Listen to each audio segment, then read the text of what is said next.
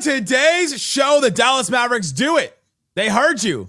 Fire Nico. Fired Nico. According to reports, the Mavs make the right move. We'll tell you why. Today's Locked On Mavs. This is Cooper Flagg, and you're listening to Locked On Mavs. Dogs on 5. Explain yourself. All these changes, I still got my dog Dwight Powell. You are Locked On Mavs, your daily Dallas Mavericks podcast. Part of the Locked On Podcast Network. Still can't leave. Your team every day. I'm going to get a city like back. And welcome. You're Locked On to the Dallas Mavericks, your team every day. My name is Nick Angstadt, media member covering the Mavericks for 10 years. Thanks for being an everyday or making Locked On Mavs your first listen and helping us make the Locked On Podcast Network the #1 sports podcast network out there. Today's episode is brought to you by Game Time. Download the Game Time app, create an account, use the code LOCKEDONNBA for $20 off your first purchase. Joining me, as always, my co-host, the media member covering the Mavs for 10 years, right alongside me, seen everything that we've gone through the last decade. The fired Nico nerd, the one more thing king. What you got for me, Isaac? What are you wearing for me, Isaac Harris? Just having a little morning party over here. No big reason. Today's a good day to fire Nico Harrison, and today's a good day. Today's episode, we'll talk about how the Mavs move forward from this. What's next for the Mavs? We already kind of know who's going to be in the interim. We'll talk about Nico Harrison, the job that he did, the mixed results in some way, the downhillness that happened with this whole thing. But let's start here, Isaac Harris. According to Shams Charania and then Mark Stein as well, the Dallas Mavericks are moving on from Nico Harrison, firing Nico Harrison. The chants were heard. Mark Stein reported a couple days ago that the negativity and the frustration and all that had reached Patrick Dumont, the Mavs owner, listener and friend of the show, and that had reached him, and he heard it again when the Mavs lost to the Bucks last night.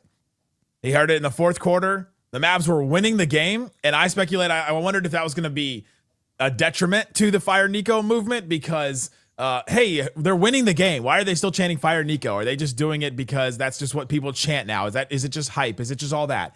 And no, it's not. Mavericks fans are right to be frustrated. They're right to be upset, and they're right to see that this is the right move for the Dallas Mavericks because the Mavs are 3-8, and they're built around Kyrie Irving, who is a fan favorite, helped the Mavericks get to the finals. Incredible, great, ended up being a really good move for the Dallas Mavericks, but he's injured a lot all the time. And Anthony Davis is injured a lot all the time. And the Mavs are now built around this team, and they were going to deal with that hamster wheel over and over and over again. Were those guys ever going to be healthy at the same time? I don't know. They're getting older and all that. And now the team is 3-8 to start the season. Worst offense in the NBA for most of this. And you're built around two guys that you don't know if they're ever going to come back. And so the vision, the quote unquote, now you're seeing my vision, we don't know if that was ever going to ever step on the court. That was the thing that we kept hearing from people. Well, wait till we see it on the court. Well, wait till you see it on the court. Well, wait till you see it on the court. And I don't know if we were ever going to see it. On top of that, the Luka trade is a fireable offense as it is. Yes, no, I thought you were going to keep on going through the timeline. I was dropping that one right off for you. Yeah, there's the Luka trade. It's so much bigger than the Luka trade is a massive thing. But if someone's swooping in right now and they're like, I don't listen to Mavs pods. I just want to hear the reaction to this because they've heard Nico's name so much. You're like, why are you celebrating so much? It's bigger than just a failed trade. Yes, it was the worst trade in NBA history. It was wrong, all of it.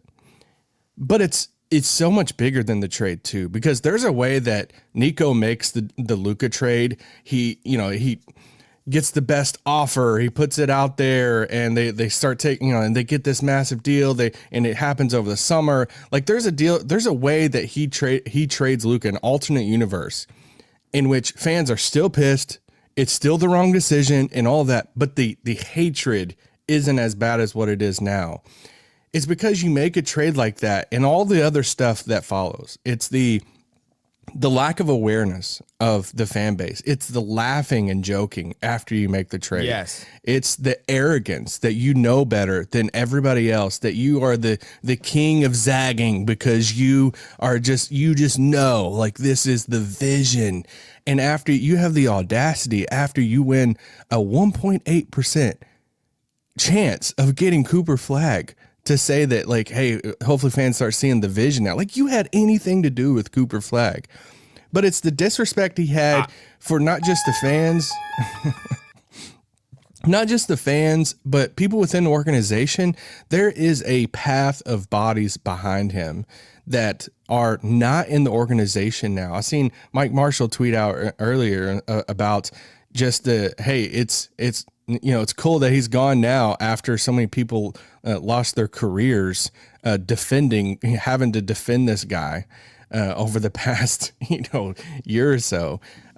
It's the relationship with Dirk Nowitzki, your franchise legend. Like, you're one guy that is like the representative of your whole organization, one of the best players of all time, that is distant from the organization now. Like, there are so many things behind the scenes in organization. How you treat people matters.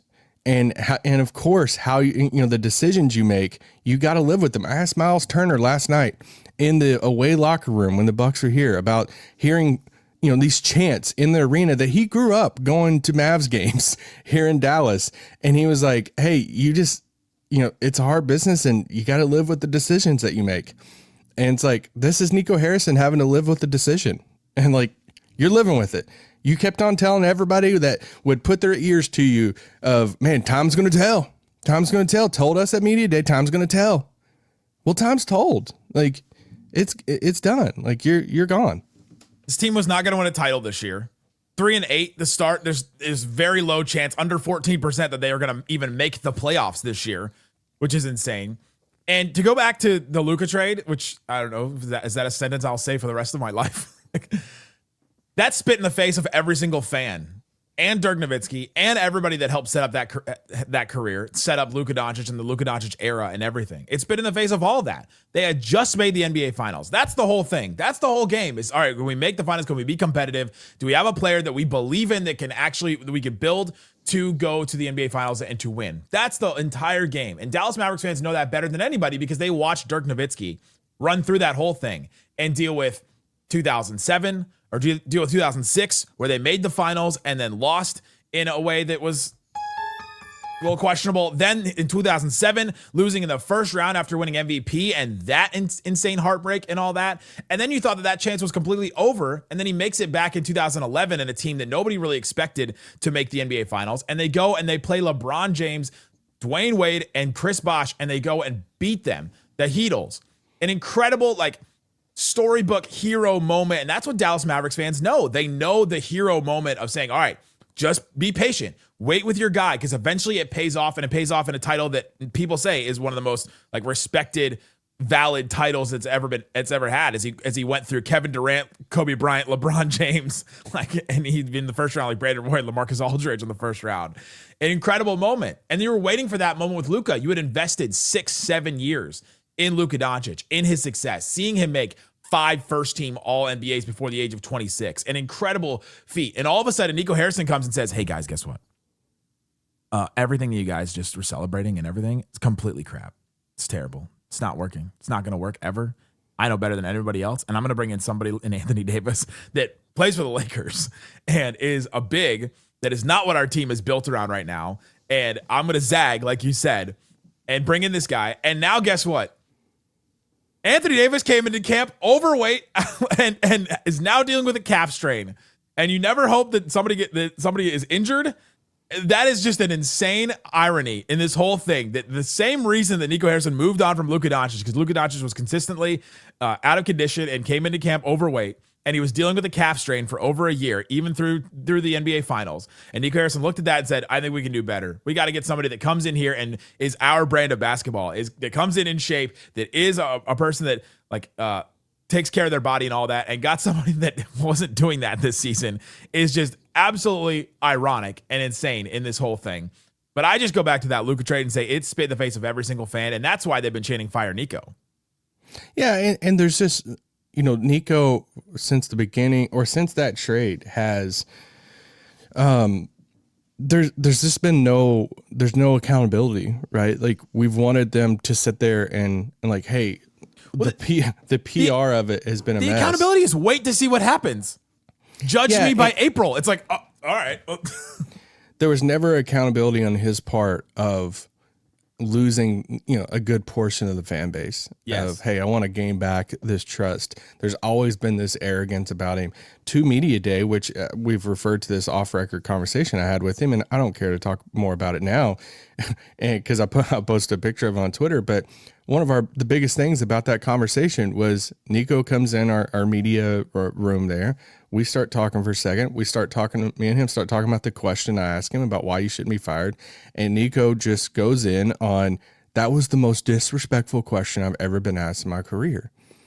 And goes in on why. He said I summed up his career in that moment and like all this stuff. And it's like, bro, it's still about you, man. Like it's still like for him, it's still like, man, I'm being, there was it's popular to I couldn't do anything right after that. It was just all these different things instead of maybe I did do something like not just the decision, like not that you expect him to like the decision was horrible, like you expect him, he's always going to stand by the decision for sure, but you could like step out and be like, I could have handled things a lot differently.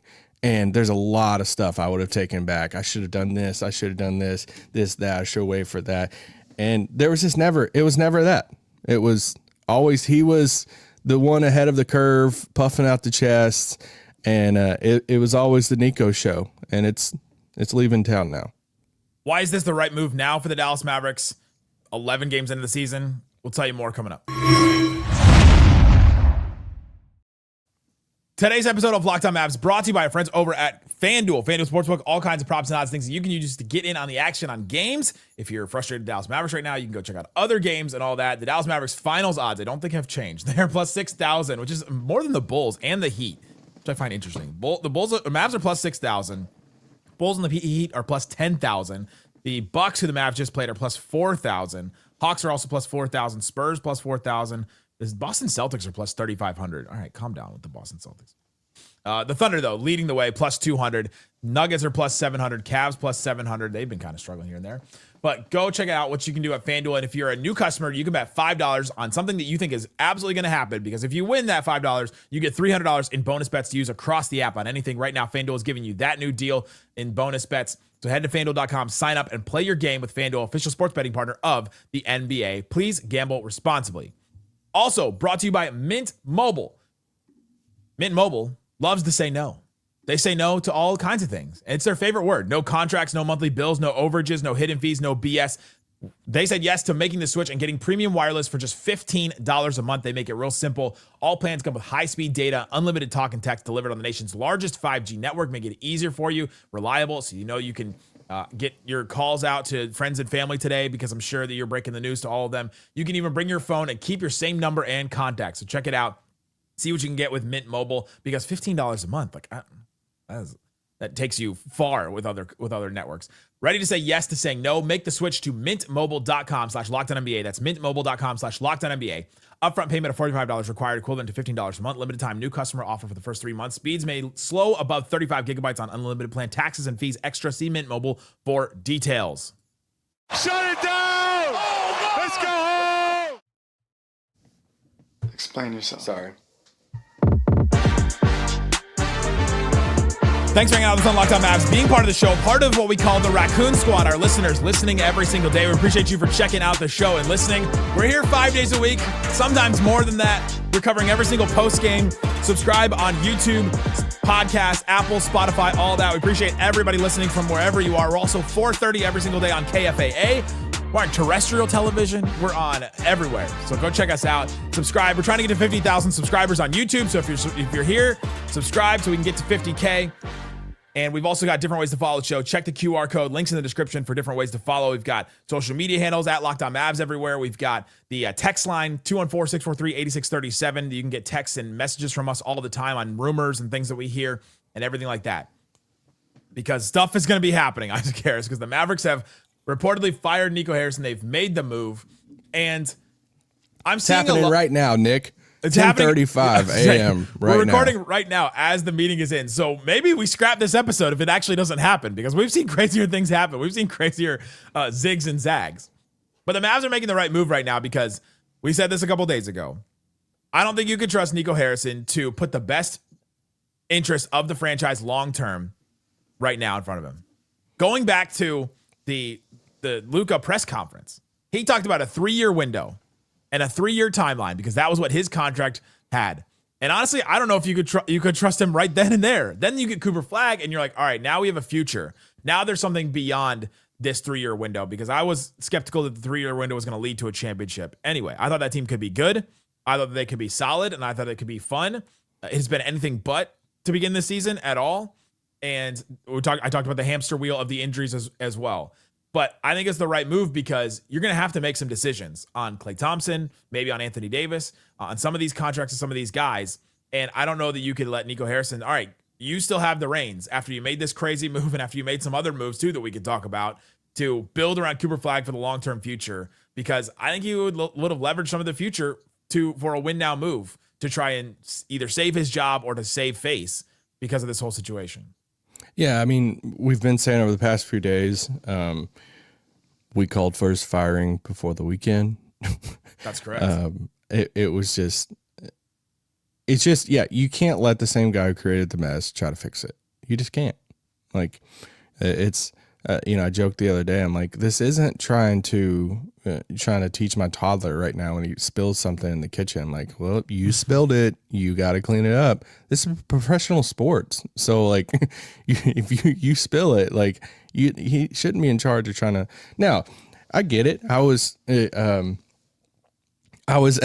asked last night, we're reminded by a member of the front office last night at the game of, hey, there's been a lot of good things that Nico has done over time. And yeah, there are trades that Nico has made that were great trades, and we could go down through some of them. But for everyone that was good, there's also the Brunson fumbling. There's also the Christian Wood. There's also like, it's not just it's not like, hey, here is a huge slate of every decision made was awesome and he was 10 for 10, and then the Luka trade happens and that erases all of it, which very well, like, it would, because it's that bad of a trade. Erases it in a bad way. But there were a lot of other bad decisions too, on top of burning bridges with people and all the disrespect and the arrogance and all the different stuff of like how you just don't like manage people and stuff. So I said it the other day in the way of he can't be the one leading the Mavericks to this next chapter of what needs to happen. So whatever the next steps are, he can't be the one to determine that, because what he's determined over the past, 3 years is not, it didn't work. So you need someone else to come in and start charting course for like, where are we going now? Are we going to try to ride the two timelines? Are we still win now? Are we going to build around Cooper Flagg? Are we like whatever direction you pick, it just can't be him that put you in this spot right now. Well, it did work 2 years ago. I'll say that. But the thing about it is, while that was happening, he said they did not win a championship, which was one of the reasons why of like when referencing I thought it worked. He didn't think it worked, which is why we're in this situation to begin with. But the thing is, during all that run and everything, there were little things here and there. Casey Smith was not with the Mavericks anymore. Other other longtime employees were gone. Different things like that, where you go, what is happening? Like all of a sudden, the shape of this organization is starting to look different. Like moves are being made, and by now, it's like, all right, it's his way or the highway, and he has the most power in the organization. And it's like the only way Patrick Dumont could get that power back, I think, was firing him. Right? Like, I think that's the situation we were in, because Patrick Dumont was the other one that signed off on the Luka trade, and we can talk about his culpability. Do you know he met with a fan in the middle of that game and had a Luka jersey on? He was wearing a Luka Lakers jersey. Did you see that? I didn't. We covered that extensively on the show last night. But I think that's the only way that he could have gotten the power back, because Nico had positioned himself as the one that had the say. He's like, I built this finals team, and I have, whatever I say goes, because I know exactly what's right over everybody else. Patrick Dumont, you should listen to me. You don't have a lot of experience managing or leading or owning a sports team. I'm the one you should listen to. And that trust was eroded. That had been reported for a couple of weeks.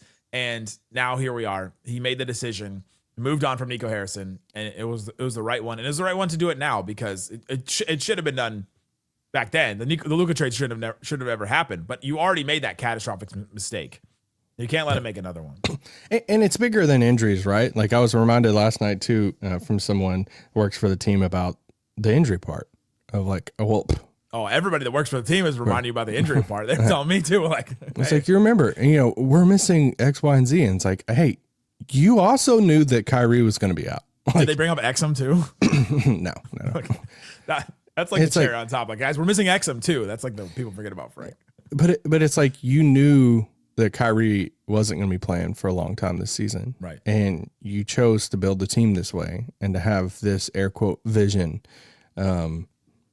Fortune favors the bold, but like you chose to build the team this way, and you chose to lean into point Cooper Flagg at 18 when he's first coming to the league.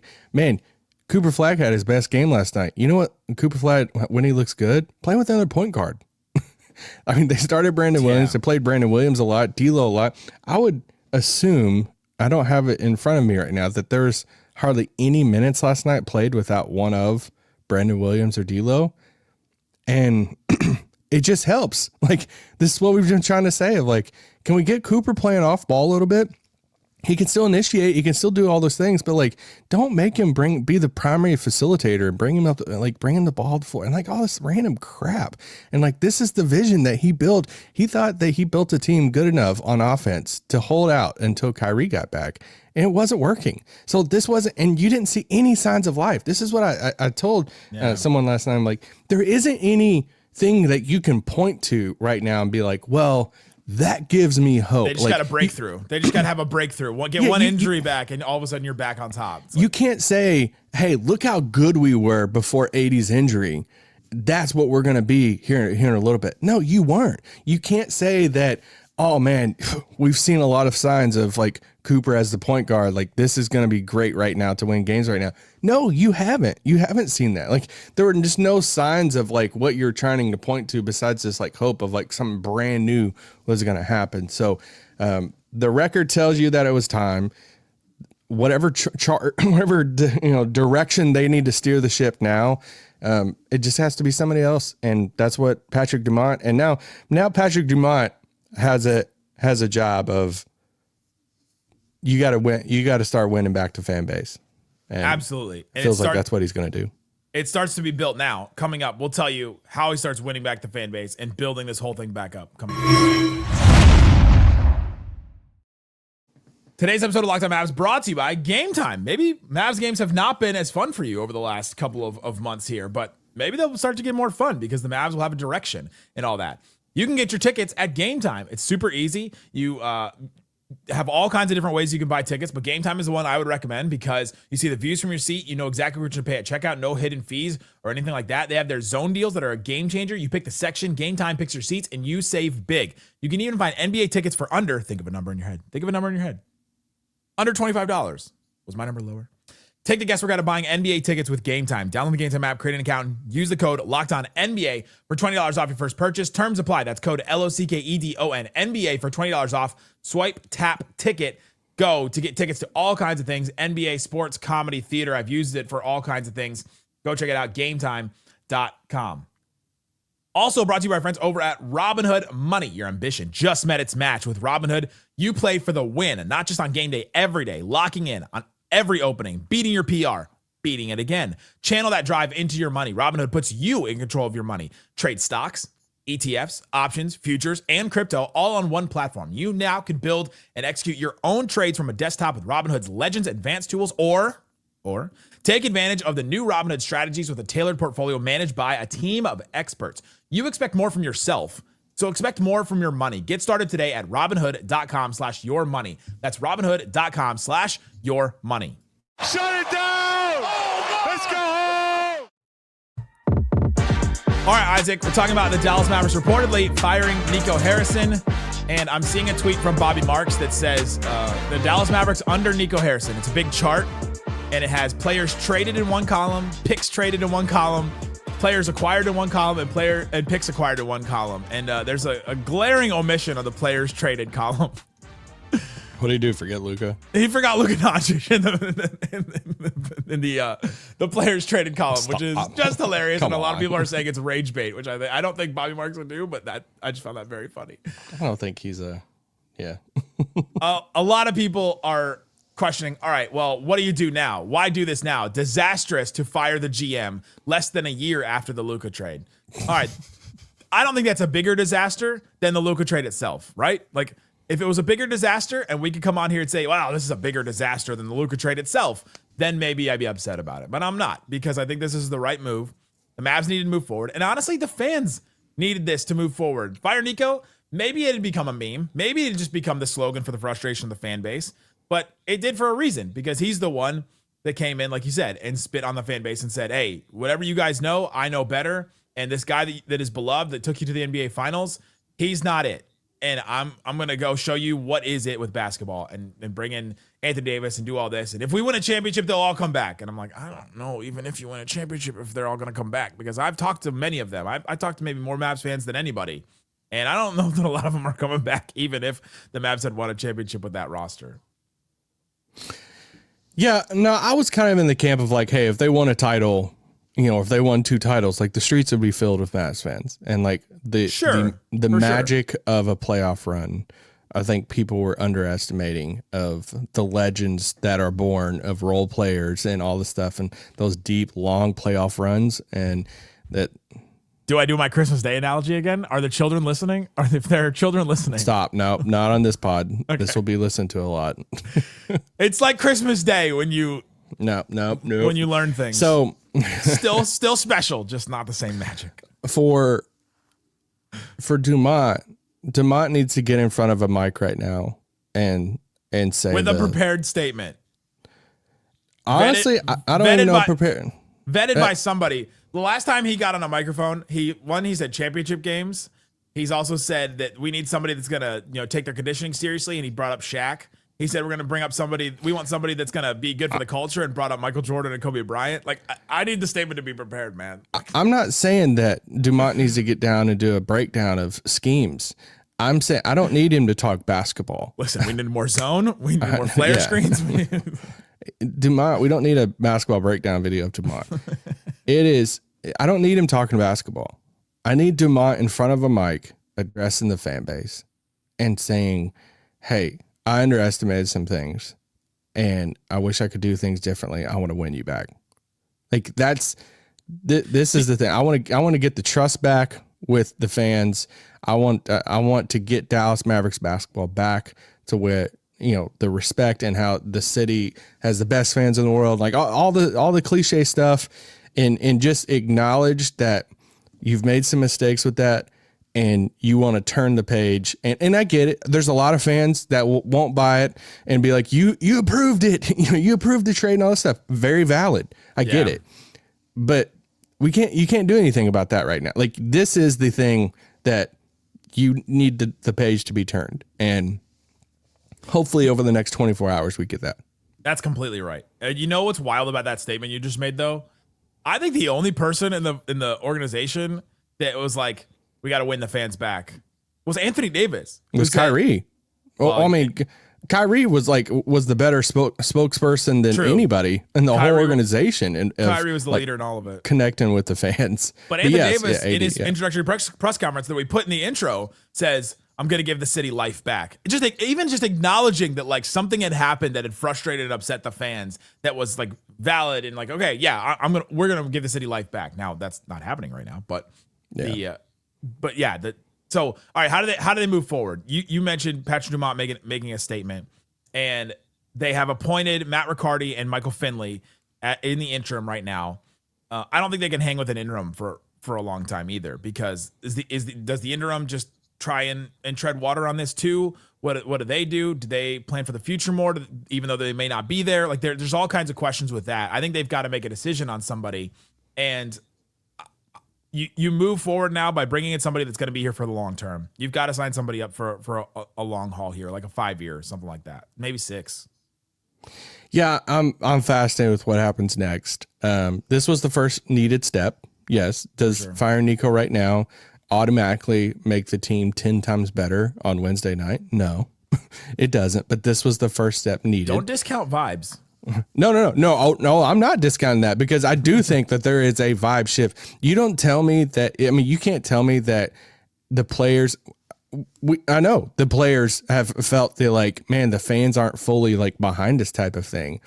And what a relief for them knowing that, hey, I'm going to be able to go to a free throw line and people are not going to be chanting for my GM to be fired while I'm shooting free throws in the fourth quarter Flagg should never of a close have to game. Hear that. Cooper Flagg should never have to hear that. The funny thing is, PJ Washington didn't hear it until he missed the second one, and then the fans came back and were like, "Oh yeah, fire Nico again." That was kind of a hilarious moment to me. But you're right. That was the moment right there that I'm looking down in the arena last night, and Dumont sat in front row, and I'm like, "This is the moment you should be thinking about everything when your new star player Cooper Flagg is shooting free throws." And your arena of fans is chanting during his free throws for Nico to be fired.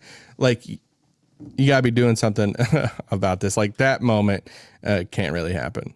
It was almost like the fans realized, hey, we're running out of time in this game. We haven't done the fire Nico thing yet. We've got to get this in so that the owner can actually hear it. Because the Mavs were just good enough in that game, right? Well, it started the fourth quarter when they were winning. 7 minutes left in the fourth quarter was when the chance really got started. They were like, hey, I think we got to start these, or else we're not going to have enough time to chant fire Nico at the end of this game. What? So what? As far as what's next and the next hires and stuff. It's fascinating because you have Riccardi, who has a lot of experience in the league. Michael Finley has been with the team for a long time in a bunch of different roles. Dumont also likes to swing big. So you look at Rick Welts. Welts was retired, enjoying life. All right.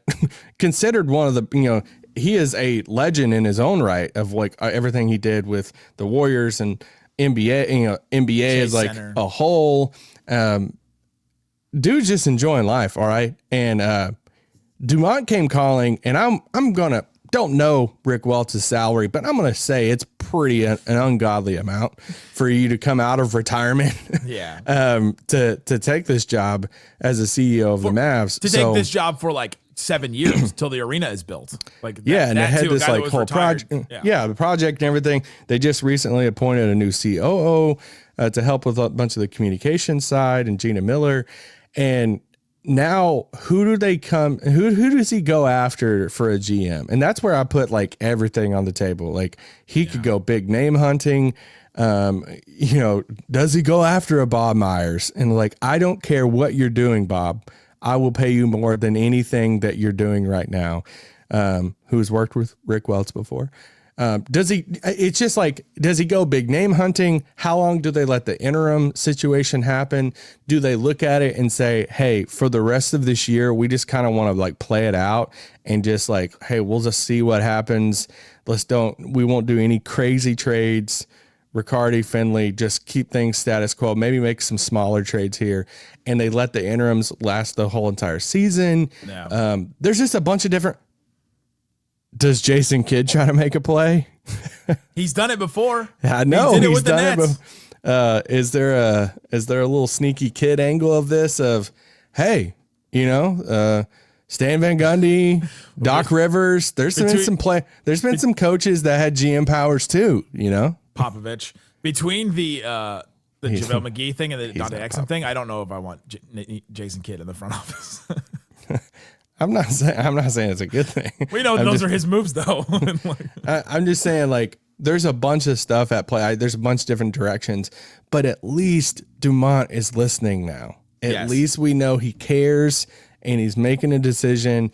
He made it, and now we can hey, flip that page. And now, all right, now you can go a bunch of different directions. And that in itself brings me a little bit of excitement, because with Nico at the helm, there was one direction, one defined way of here's your time, here's the timeline, here's the vision, here's the players you're committed to. He was never going to trade Anthony Davis if that's your next move or not. Now everything's on the table. Outside of Cooper Flagg and that first round pick next year, I think whoever the next person is, me personally, Kyrie's off the table and PJ Washington's off the table.